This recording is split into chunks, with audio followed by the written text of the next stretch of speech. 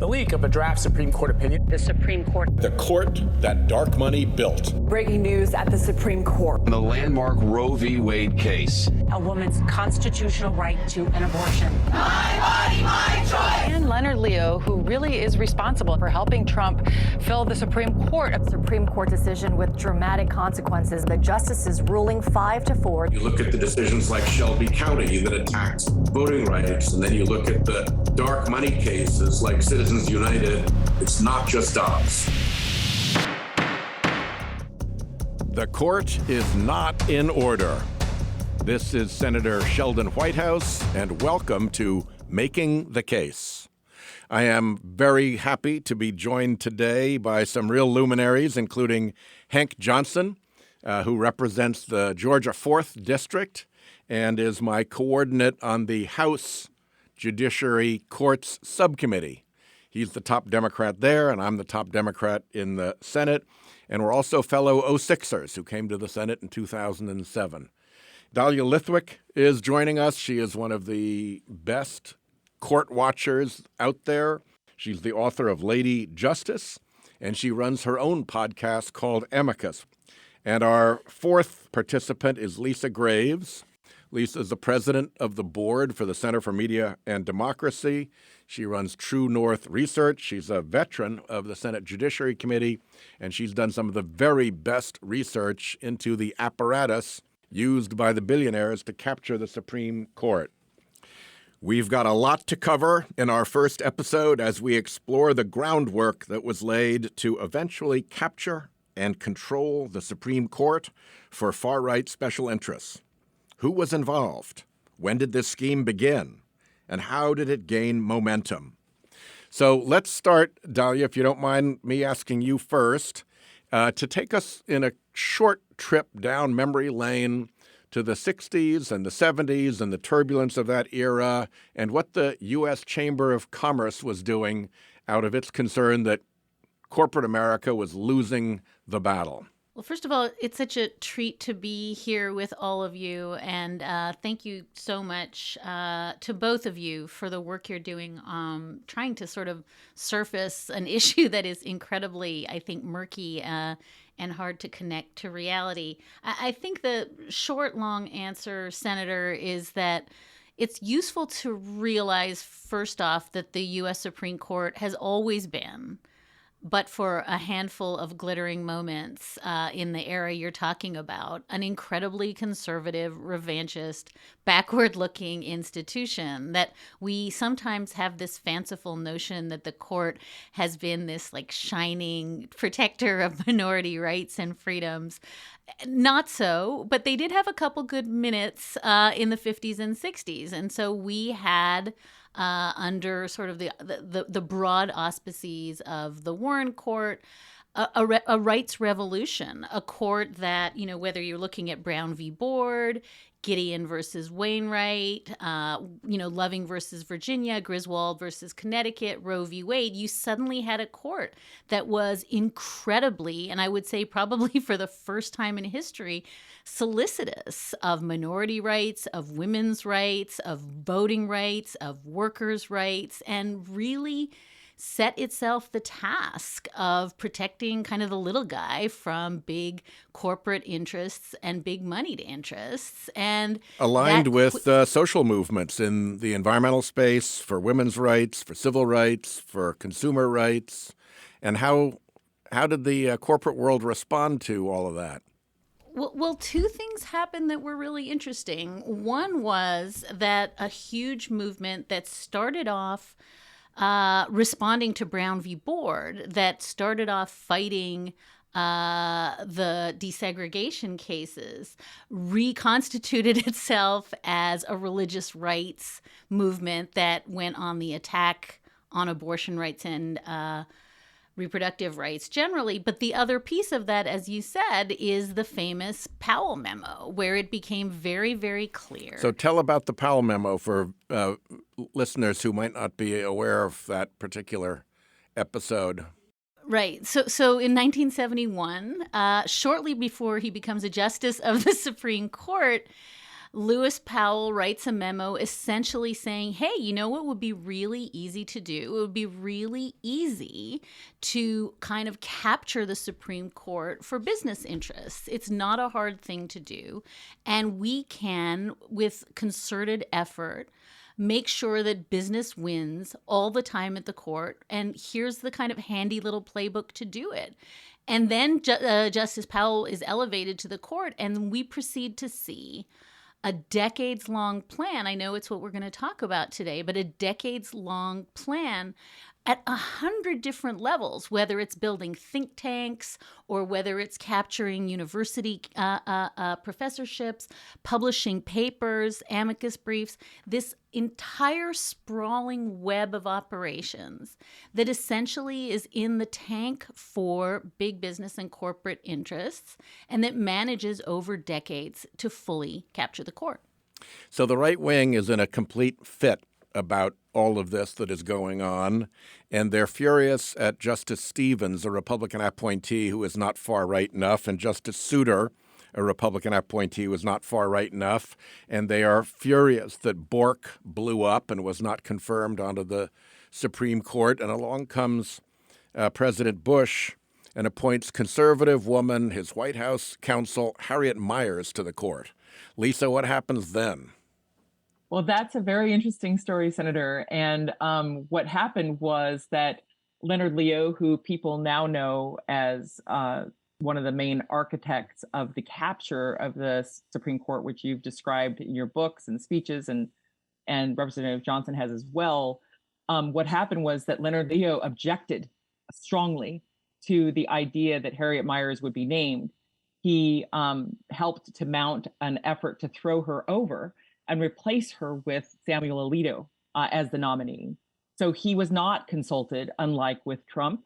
And as a result of that, not consulting with Leonard Leo, in essence, and the far right that really animates the right wing devotion to trying to capture the courts, she did not make it through to the position that George W. Bush was going to name her to on the Supreme Court. Instead, we have Samuel Alito. And the backstory of that, and I suppose the backstory and the current story is interesting because it reveals a lot about how the Republicans, how the far right sees the court.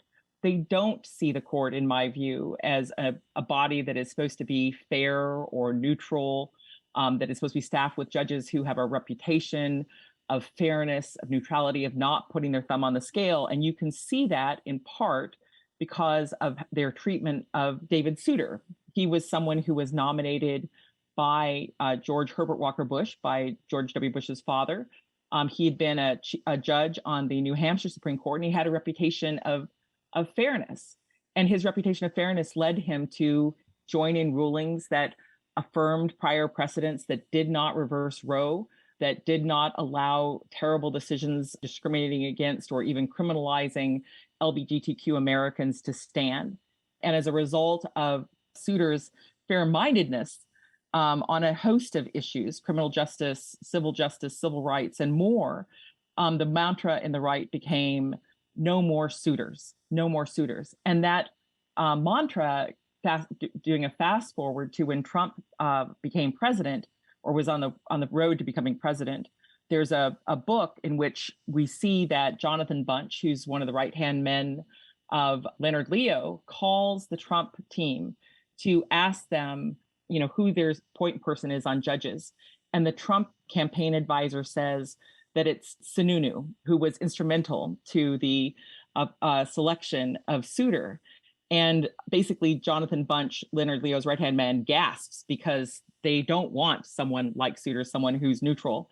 And then the Trump campaign advisor laughs because it's a big joke, because they would never do that. And in fact, they then welcome Leonard Leo and his effort into the fold to really be instrumental in the selection of who Trump chose from for our Supreme Court, instrumental in the capture of our Supreme Court. So Leonard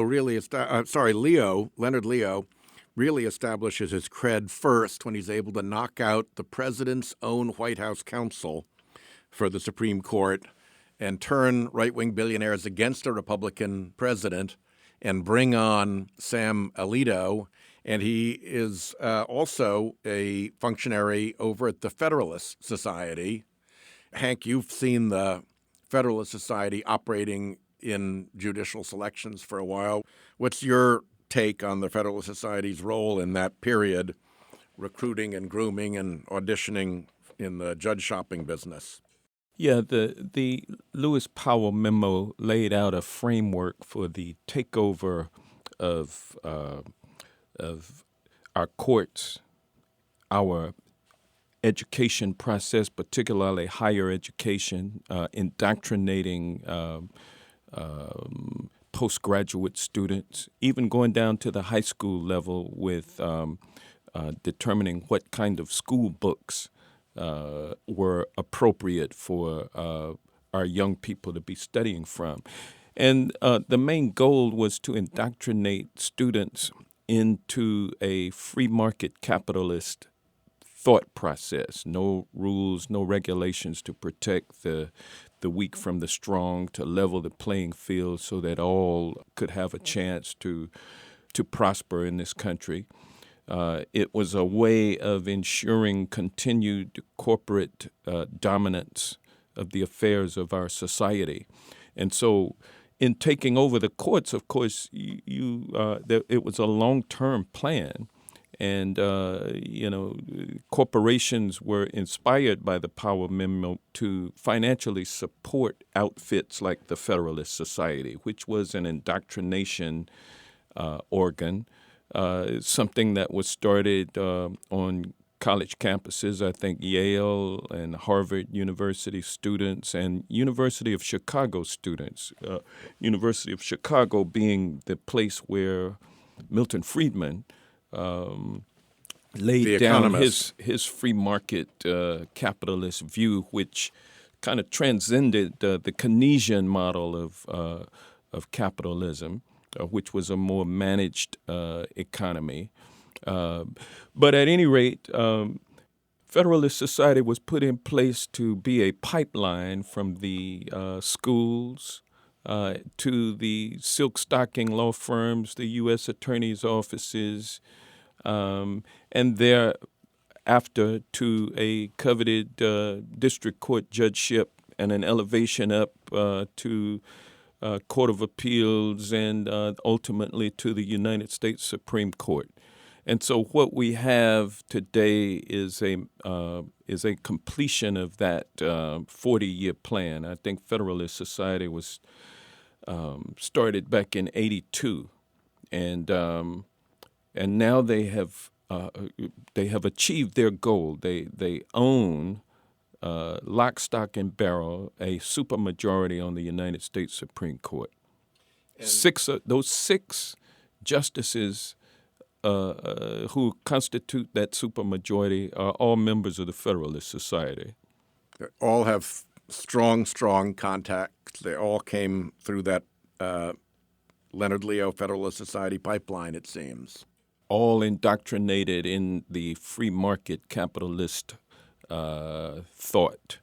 And put there to impose it on the rest of us through the court. To maintain the privilege of those who've always had it in this country. So this got really quite official when Trump became president. And when he was running, he announced that he was going to pick Supreme Court justices off a list. And that list became known as the Federalist Society list. Dahlia, what's the history with all of that? I think what's important here isn't just, the relationships and the grooming and the capture of the court, and that these folks, get vaulted into their judgeships. That's part of it. I think that sometimes leads us to this misnomer that, we're just grumpy that we don't have a Federalist Society. And what I want to just be very, very clear about is that the piece of this that seems to me to matter most is that it's not just the judges. The judges is part of it, but the campaigns, the advertising campaigns, right, to block Merrick Garland, sometimes funded from donors. We have no idea who pays for these campaigns that make sure that Amy Coney Barrett has a credible public profile. So I think it's the judges, and that's part of it. And I will talk about the list, but I think it's also the money and also the ideas. If there's a grooming going on, I almost want to say the most important thing that is being groomed is that ideas that Professor Jack Balkin at Yale used to say, an idea is off the wall until it's on the wall. One of the things that they are really good at grooming is crazy idea, crazy constitutional notions like the major questions doctrine. What is that? I don't know, but it's been used to hobble the EPA. Crazy ideas like the independent state legislature theory.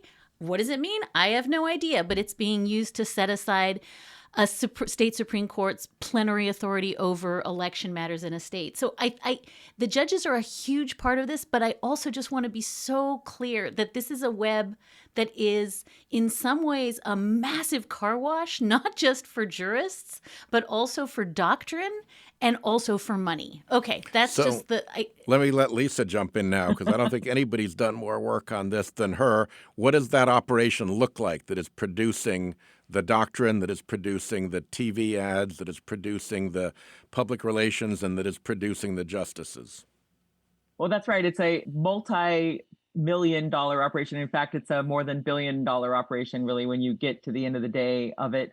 We helped document that before this Chicago industrialist called Barry Seid or Bar said gave Leonard Leo the control of more than $1.5 billion, that Leonard Leo had already been raising and spending nearly $600 million on this mission. That included efforts to capture the Supreme Court and the lower courts in the federal system, as well as targeting state Supreme Courts, as well as funding groups to push some of these doctrines, or what really aren't doctrines, but are theories, and in fact, crazy theories, as Dahlia mentioned, into the legal system to try to push those notions forward as mechanisms for destroying our freedoms, for destroying the powers of the federal government to act in our democracy in ways that constrain or regulate corporations, as Representative Johnson mentioned.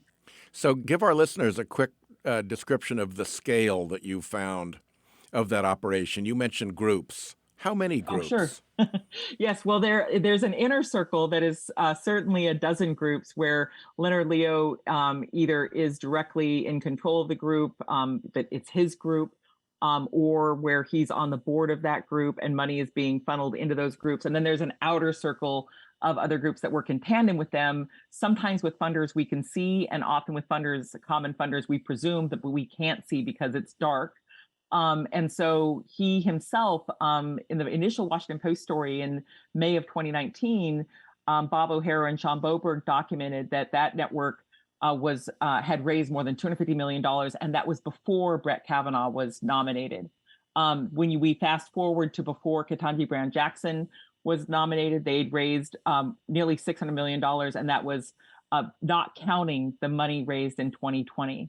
And then on top of that, as we've discussed, you have an additional $1.5 billion, or a net of nearly $1.5 billion that makes Leonard Leo the biggest trust fund baby in terms of the notion of someone being given such a huge gift of cash to control with the purpose of trying to change our society through changing our institutions, through warping our law, to really advance this extreme agenda, an agenda that doesn't reflect the will of the American people, but that does reflect the desire of some people to impose their own religious beliefs as law, or their own personal political beliefs as binding law on the rest of us. And I was going to add one other thing, if you don't mind, which is I think that part of what's happened is through the Federal Society, which Leonard Leo joined when he was in law school at Cornell, and then he, after graduation, worked on Clarence Thomas's nomination, back when the group Citizens United was running ads to back Clarence Thomas for the bench before people even knew who it was. Back then, the Senate Judiciary Committee had a question on its form. It's still on there. It says, has anyone asked you how you would rule? because there's a concern that people might be trying to choose people based on how they would rule. And what the Federal Society has done, as Representative Johnson and has said and as you've documented, is they've cut out the purpose of that question because they know how these people will likely rule on the issues that they've targeted. They're chosen not because they'll be fair. Amy Coney Barrett wasn't chosen because she'd be fair, but because she was seen as a sure thing, a sure vote to destroy Roe. And you can see that beyond Roe with the decision last year in the EPA versus West Virginia case that Dahlia mentioned, where these people who are chosen with these ties to Federal Society have basically made a commitment that they're devoted to limiting the power of the federal government, the power of our agencies to regulate corporations, even in, and especially perhaps in the area of climate change, where we desperately need a national, robust policy to deal with the devastating climate changes that are underway. So how would the billionaires who are funding this operation and have been involved in picking these justices, how would they know who's the right pick? How do they know that they don't need to ask the question about what you've committed yourself to by way of decisions, because these are people who are going to deliver the goods? What's the process, and where does the Federalist Society role come in there? Hank, you've been watching this for a while. What's your observation? They are taught to use, originalism as their basis for interpreting the Constitution. They are trained or taught to apply textualism to their rulings on statutory issues that come before them. And they know that those are just ruses for them to be able to be judicial activists. They actually start the process of bringing the case that they want to come before them that will enable them to rule in the way that they've already decided that they want to rule in this way. And so these amicus flotillas, as you've described them, come in and support that whole process. The litigants, the plaintiffs, or the defendants, whoever they might be, are funded by the same dark money that is supporting the advertisements, the books, the scholarly journals, the institutes that are supposed to be independent think tanks that are all directing people's attention and energy to achieve a particular result. And I might add that our tax system funds all of this. Folks are able to put their profits into 501c4 organizations, dark money organizations that influence the policies in the courts as well as in the legislative branch. And they get what they want at taxpayer expense. They write it off. So you've got, as we've talked about, you've got basically billionaires putting together a list in the back rooms of the Federalist Society about who's going to get on the Supreme Court. You've got billionaires funding the ads to support the campaigns, the confirmations of the justices to get onto the Supreme Court. You've got billionaires funding the think tanks and the academic areas where they are creating the product, the legal product that they want the court to deliver. And then they've got billionaires funding flotillas of front groups to instruct the courts precisely what it is that they want in a particular decision. And then at the end of all that, how effective is this all? How often do the decisions that come down from this supermajority and before it the Roberts majority align with the instruction? Yeah, Senator, I think you've made the case before that there's a statistical anomaly associated with this. It seems that where the money is put ends up in a decision in keeping with the money. And so, statistically, how could that be? 100% of the time, the positions that are advocated for by the dark money interests end up becoming the policies that the Supreme Court rules on. and the lower courts as well, particularly some of the circuit courts. I know the 11th Circuit is one of the most ultra-conservative in the country, unfortunately. It's over Georgia and Alabama and Florida. I live in the state of Georgia. And so it's a 40-year takeover of our democracy. And Dahlia and Lisa, you've been looking at this for a long time. We all see the front groups. They turn up in the Supreme Court. They fund the ads for the justices. They're providing, doctrine creation of things like the major questions doctrine and independent state legislature theory. And what do we know about what's behind it? They try to hide themselves. How successful are they? What have we learned?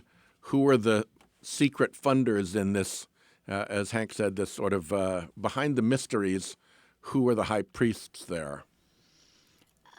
I'll say one thing, and then I'll let Lisa, who knows this material so well, land the plane on this. To me, the biggest tell, Senator, is when you read glowing profiles of the Federalist Society, when you read, the New Yorker piece on Leonard Leo, when you hear the kinds of speeches that they give where they brag about the amazing efficacy of this project, it's astounding that when critics then say the exact same statistics, make exactly the same points, you're accused of being like a weird stringboard conspiracy theorist. And I find it so fascinating. They're admitting it, more or less. They're not only admitting, bragging about it. They're fundraising off it. I mean, this is the MO. And so to me, it's the bizarre thing that both critics and the sort of boosters of this project say exactly the same things, hold out exactly the same facts and statistics. It's just that for some reason, Leonard Leo is allowed to say it in an interview with the reporter. And, when Lisa says it, it's seen as crazy. Somehow conspiratorial. And the only other thing I want to say is, again, the success is astonishing. I think the statistic you came up with when you crunched the numbers, Senator, was 73-5-4 decisions through 2018. But I also want to broaden the lens for one quick second and say it's not just pro-business. It's not just that the Chamber of Commerce wins all the time. It's things like mandatory arbitration. It's things like free speech for corporations or using free speech as a way of eviscerating union power, right? So there's 1,000 doctrines at work here that are all working together to make sure that what is unerringly lifted up as sort of first-tier interests are corporate interests. And I would put sort of guns and religion up there in the first-tier interests. Hard to be a justice and have to keep track of all that stuff. Good thing there are all those front groups to come in with amicus briefs and remind you. I think the other piece of this that we maybe haven't mentioned is that when Leonard Leo sort of tags into advising the White House and then tags into one of his front groups and then tags back to the federal, like he's like the Where's Waldo. He keeps like having jobs and then moving to different jobs. But the one thing we haven't mentioned is vote suppression. One of the things, in addition to moving into the space of, as Lisa said, state Supreme Court races and district court races, is some of these groups are now all in on making it harder to vote. And that is intimately connected to making sure that corporate power has a thumb on the scale. And we will review the various groups and the various missions that are being run aligned with the packing of the court with Federalist Society justices. But this podcast has run out of time. Let me thank Hank Johnson, who is a great leader in the House on these issues. And when very few people were paying attention to them, he was right there. And he and I have been a very, very good team. I'm a huge admirer of Dahlia Lithwick and Lisa Graves, whose work is essential to our success and have been fearless and really able at digging through and digging out the truth in this area. So we will continue making the case. Senator, if I might say before we close out that there's no one in the Senate or the House who has gone deeper into revealing what we have discussed today other than yourself. And I really appreciate the job that you're doing. I appreciate being your partner, and look forward to working with you further as we dig further and uncover. And for Dahlia and Lisa, just really appreciate you all's work. It's so important. And I thank you. I'm honored to be on this podcast with you three. Well, we'll do others. And in the meantime, this is Making the Case, where we try to afflict the comfortable and comfort the afflicted. Thanks, Senator. Thanks, Thank Representative. you. Thanks, Thank you. Thank you.